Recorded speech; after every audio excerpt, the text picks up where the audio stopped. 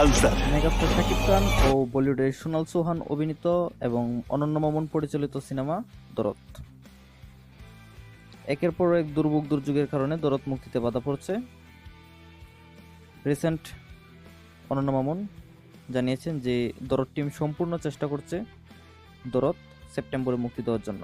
অনন্য মামুন এটাও বলেছেন যে যদি সেপ্টেম্বরে মুক্তি পায় তবে সেপ্টেম্বরের শেষ দিকে মুক্তি পাবে এই সাইকো থ্রিলার ঘরানা সিনেমা দরদ। তিনি আরও বলেছেন যে নতুন করে বাংলাদেশে একটি সেন্সর বোর্ড গঠন হচ্ছে, সেখানে নতুন মেম্বাররা জয়েন করবেন। তারপর তারা যদি প্রপার ওয়েতে সেন্সর করাতে পারে তবে ডিসিশন নিয়েছে তারা যে সিনেমাটি সেপ্টেম্বরের শেষ দিকে রিলিজ করবে। তো ফাইনালি সেপ্টেম্বরের শেষের দিকে দরদ আসতে চলেছে। এখন দেখার পালা আদেও কি সেপ্টেম্বরের শেষ দিকে দরদ আসে কিনা। এই দরদের অপেক্ষার প্রহর কবে কাটবে কে জানে। অপেক্ষা তো বেশি করা